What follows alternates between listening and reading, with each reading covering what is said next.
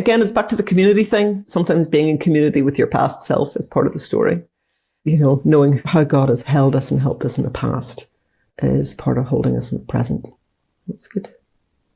And also being a part of that, you know, other communities in other places and other times have used these words, stored these words, passed these words on to us through centuries. It's a gorgeous gift. The Lord is my light and my salvation. Whom shall I fear? Whom shall I fear? Welcome to the Psalms for the Spirit podcast and to this series of conversations I'm calling Something Psalmic. I'm your host, Kieran Young-Wimberly, an ordained minister and spiritual director, an American living on the north coast of Ireland. 15 years ago, I started working on a project called Celtic Psalms, and since then have arranged and recorded 44 psalms set to traditional Irish and Scottish melodies, along with my dear friends, the McGraths. And throughout the years, I've heard over and over again how the psalms lift our spirits, how they help us find healing and hope when we really need it. I've also noticed that the themes and elements of the Psalms ripple out into so many aspects of our lives, and I've become curious about what in our lives is like a psalm, what brings us healing and hope in the midst of our days.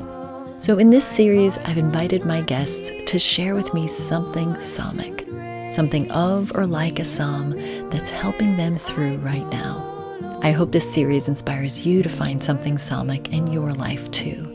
And whatever it is that brought you here, I'm so glad you're with us. Oh Lord, I seek your face.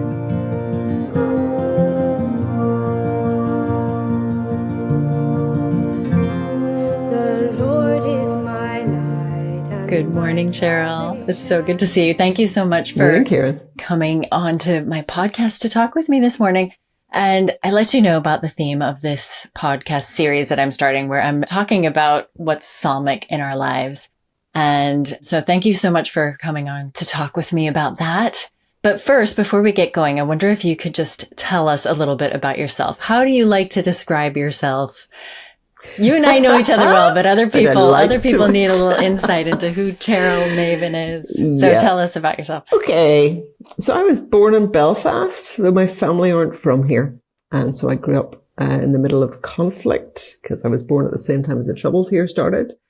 But my family weren't really involved, but they were affected by it. My mum's English, dad's Irish. So we had a lot of uncertainty about sticking around. I am the youngest of 4 kids. The 2 older ones were born in the Republic of Ireland. My brother and I were born in the north, so in the UK. My dad was a Bible college principal Belfast Bible College, and my mum taught religion in school.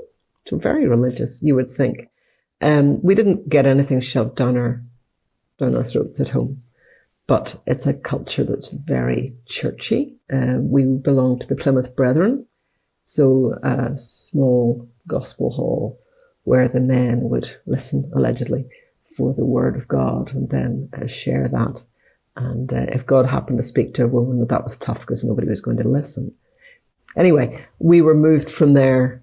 My parents had their own issues with that particular church at one stage. And so we ended up going to a Presbyterian church up the road where there was very good preaching that was taking the Bible seriously and making us think about who we were as a people involved in conflict and what Scripture had to say about us and our relationship to God and our relationship to our world. Very thoughtful place, full of interesting people. Lots of people were joining that church from different backgrounds. So it wasn't a dyed-in-the-wool, traditional Irish Presbyterian place. But I didn't know that wasn't normal.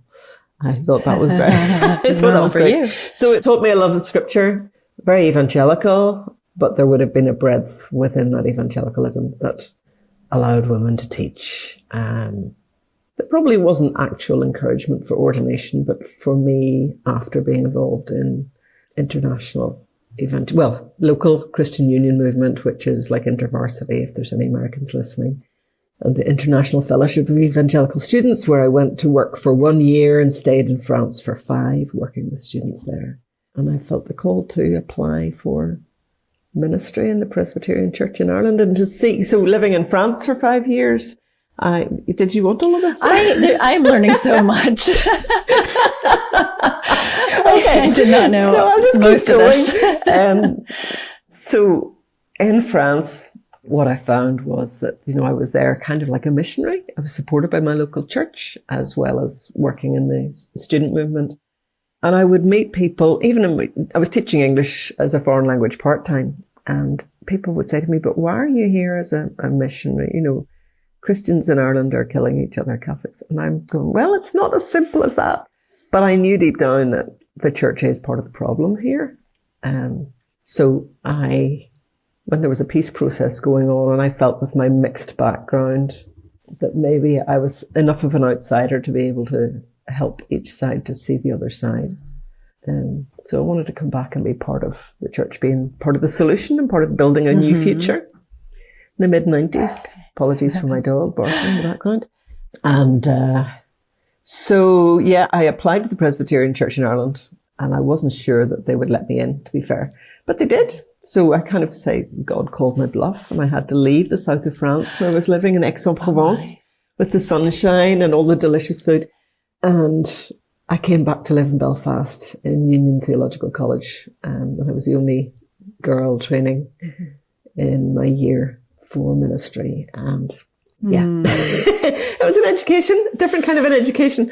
And then got involved with Evangelical Contribution in Northern Ireland, which was a group of people trying to say, actually, that our faith commits us to loving our neighbour, not to setting ourselves up as the only right people and seeing our neighbour as the Antichrist. So that has set me on a trajectory. I always loved Corrymeela, but I never got involved in it because I thought I would be painted into a corner and thought of as just one of those wishy-washy liberals that doesn't believe anything. Although in Corrymeela, when I did eventually get embroiled in Corrymeela, I found that some of the Catholics there shared more of my views around the orthodoxy Christian evangelical belief than some of the Protestants that were there who did have the wishy-washy liberal views as they would have been described by the evangelicals. So that was quite fun. We learned a few things. So that's a little bit of my journey. I have been a university chaplain now in Ulster University for nearly 18 years. And that allows me to live in the cracks between the pavement and all the in-between spaces between church and a secular university and between people who don't feel that they fit in. International students, local students, staff, everybody. I love it. Oh. Well, they are lucky to have you, and we are lucky to know you. And I am glad to know more about you because, it's interesting how you can know somebody for quite a while, but not know like the whole kind of steps of the journey that brought you to be who you are now. So that was really Oh, I have been married and I have a 20-year-old offspring. Yeah. I didn't know about your background in France. I didn't know you lived there for 5 years. No idea. Yeah. It's a whole very, very formative part of my being because so when I was growing up and going to school, my parents had always wanted to move away back to England out of the Troubles, but it hadn't happened. And it didn't happen until I was at university, and I was at Queen's University in Belfast reading law.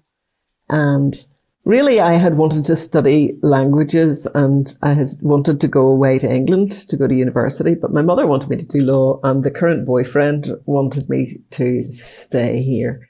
So I had, of course, done what other people wanted rather than what I wanted. And so I read law and stayed here. And then my dad got a job and went to Redcliffe College in London at the time. Subsequently moved to Gloucester and now I think is no more. They moved at the end of my first year at university and I had to move out. Well, I could have gone with them to London and done my degree at King's College in London. King's would have given me a place, but I decided that it would be good for me to become more of an adult and, a bit more independent. And there are chaplaincies at Queen's University that have accommodation. So I asked the Presbyterians, would they let me come and live in the chaplaincy because I needed a home. My parents were selling the house. And the then Presbyterian chaplain had a chat to me and because I wasn't sufficiently anti the charismatic movement and the house church movement, he suggested, in fact, he didn't suggest, I have it imprinted on my head, you wouldn't be happy here and I would be happier if you weren't. Okay. So I went to the Methodists, and the Methodists had a lovely chaplaincy, and they let me stay. And I stayed for 3 years and had a great time living. We always, 6 of us, and we always had 3 Irish and 3 from Malaysia, Hong Kong. And we cooked for each other, and it was a lovely experience of, a lovely in-between step towards independence. But then I went to France and launched off into a new place where I wasn't known, and it was a new language, and I was fairly fluent in French because I had an opportunity to be there when I was 17 for a couple of months, and so I'd become reasonably proficient. But yeah, there's something about being in a new place with a new language. You become who you are, and you have to hold God's hand and just go for it and see where God leads you. What an adventure. So very, very formative for me, and a great adventure to have at that stage of your life. And so, wow. Thank you so much for sharing all that, letting us know a little bit more about who you are. Hi, listeners. It's Kieran here. Thank you so much for listening to Psalms for the Spirit. And I hope you're enjoying this series about what lifts our spirits and offers us healing and hope at this challenging time. This summer, I am inviting you to join me for something special. It's called Summer for the Spirit, a season to cultivate well-being in body, mind, and spirit through daily practices and through community. In a world where hard news keeps coming and we are feeling overwhelmed and anxious and depleted, we need practices that ground us, refresh us, give us courage to engage with hope and love and joy. If you're craving moments of peace and inspiration, and if you need sustenance for the journey, Summer for the Spirit just might be for you. Head over to kieranyoungwimberly.com/summer to find out more and download your free guide to 7 spiritual practices for well-being in uncertain times.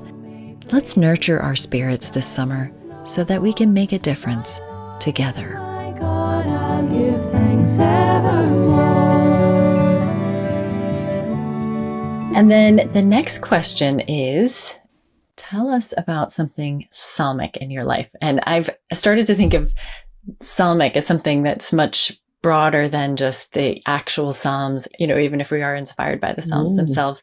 But, we need what offers us healing and hope these days. We need those things that lift our spirits, that give us, solace and comfort and grounding and inspiration and courage to know the way forward and all that. We need that so much right now. So tell us about what is giving that to you these days. I conducted a funeral yesterday. I don't do many funerals. University life doesn't tend to lead that direction. But a friend's husband's sister's husband died. And they weren't church members. And I had done another family funeral, and they asked me, would I do this funeral for Alec? And so I went to visit the family who I'd never met, and I'd never met Alec. And Alec was big into his pipe bands and drums, and he had served in the army. And so the funeral, we had a military cortege with the coffin and flags and the whole thing. But as I was preparing for his funeral, I realized the passion of his life had been, much of it, he was a very big character in lots of ways, but flute bands, breathing together with other people, walking together with other people. I thought, I've grown up dismissing that because I saw it as a sectarian, something that was being weaponized against our neighbor.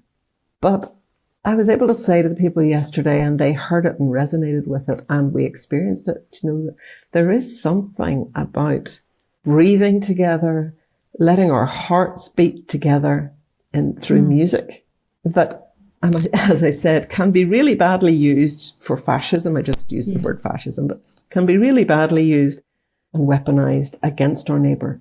but it can also support us and bind us together as human beings. We're social mammals. We need to do this together. And these things here separate us so much from each other. You know, that we live in our individual cubicles. Yeah. And that's not what we're made for. We're made to interact. For people who aren't watching on the video, you were holding up a phone. Yeah. So you feel the phone separates us from each other, even though it's supposed to connect us. It does in some ways. Well, we're connected right now using our computers. It's a wonderful thing to have, but there is something about the physicality of singing together. And I'm in a choir, which I've been in for the last year. I hadn't been in one since before COVID. And when I am tired and I really can't bear a 3-hour rehearsal, we do a 3-hour rehearsal once every couple of weeks rather than an hour once a week, just because people are coming distance and it's easier to make the time to get together and do it properly.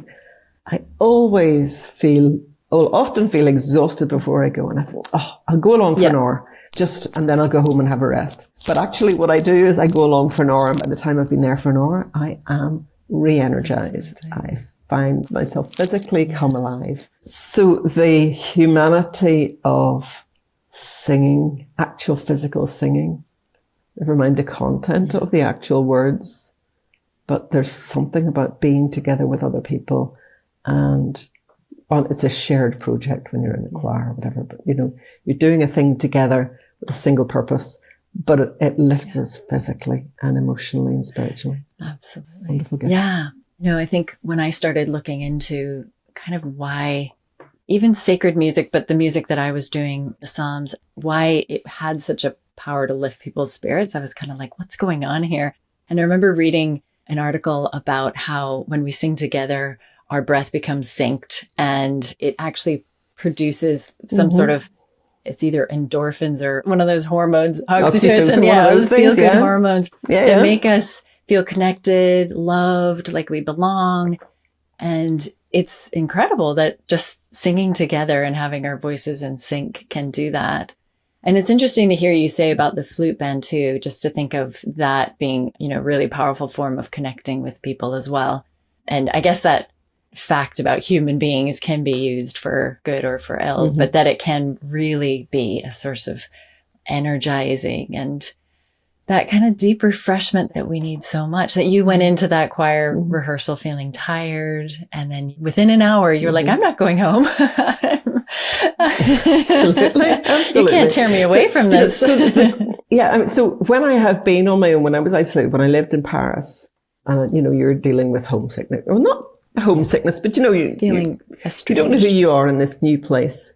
Being able to use the Psalms was a very grounding thing that helped me to know who I was and how I belonged. And I was able to take Psalm 27 and My Lagan Love and stick those together. I did that in 1992, Cheryl, you know, my first year there. That's lovely. Yeah. And I sang it. I was part of a international team of people working with students, an IFES team. IFES is International Fellowship of Evangelical Students. There were 9 of us, and I had a triangular apartment that literally had a triangle with 2 mattresses, one of which was the bed and one of which was the sofa. And there was a little kind of offshoot to that, which was this tiny little bathroom, which also served as the kitchen sink. You know, it was a very tiny apartment that I was paying probably £150 a month for. So it was a long time ago. But in that room this time, my team gathered and I sang Psalm 27 to them to the tune of My Lagan Love, you know, and it's one of those things you could do, the words, these ancient words from Hebrew history and the Irish culture that I had been learning through friends who had studied in the Republic of Ireland and then come north and were living in the Methodist chaplaincy in my final year. And so I'd learned this through them. And it all sort of get melded together while I'm living in Paris at this stage. You know? Maybe you were able to make those links when you're sort of out of your home context. Yeah, it tied everything together. But the memorizing of Psalms as well. I think the memorizing of things, and I heard somebody saying this on Radio 4 yesterday about the memorizing of poetry. Her parents used to pin poems to the side of the bathroom sink, and they would reward the kids with like 50 pence if they learned the poem off by heart. Wow. That's a good motivator. Bribery and corruption. But she says, those things nourish us because once you've memorized something, it's within you and you can draw on it. And so when I am stressed, when I'm under attack, sometimes in our church now we have some of my male colleagues don't want women ministers and they're using every opportunity every time I misspeak in public. And I refuse to not speak in public just because I might misspeak. Good for you. If you make a mistake, they will complain and start a process against me in the church. And feeling people ganging up against you, whatever. But you pull out the words of Psalm 27, the Lord is my light and my salvation. Whom shall I fear? Though evil men conspire against me, try to kill my flesh, the Lord will receive me. Even though my father and mother forget me, the Lord will not forget me. There's gorgeous stuff in there. And those truths, it's like your memory from the past can talk to your experience of today and help you to ground yourself when things are tough. Wow, that's really powerful to hear how the words of that psalm actually speak into where you are right now. And how it can speak into so many personal situations that these ancient words just apply in a myriad of life situations and just speak so personally right into where you might be. So I'm glad that it gives you that, whatever it gives you, strength. Yeah, it's the conversation. It's back to the community thing. Sometimes being in community with your past self is part of the story. Knowing how God has held us and helped us in the past is part of holding us in the present. That's good. Thank you. And also being a part of that, other communities in other places and other times have used these words, stored these words, passed these words on to us through centuries. Yes. It's a gorgeous gift to have. I'd love to hear your version of that set to My Leg in Love, because we have it set to a different psalm, but those two together would be so good. I'm not going to sing it now. Do you want to know? Next time we're together, teach me. Yeah. Thank you, Cheryl. Yeah. I'd have to revise it. I could only sort of remember bits of it. I was singing it in the shower this morning. It's a beautiful thing. Well, we could talk for ages, but I am trying to keep it short and sweet just so that people listening can have a little nugget to take away with them. And I think you've given us that. But just before we close, is there a word or phrase that you'd like to leave us with today? Something that is on your mind that you'd like to pass on this morning? Yeah, the last verse of Psalm 27. Wait for the Lord. Be strong, take heart, and wait for the Lord. Beautiful. Thank you so much, Cheryl. Thank you. A privilege. What a great start today. Thank you. I fear enemies will stumble and fall. My heart will not fear, though war should rage. Hear me when I call, oh Lord. Be merciful to me and answer me. Your face, oh Lord, I seek your face.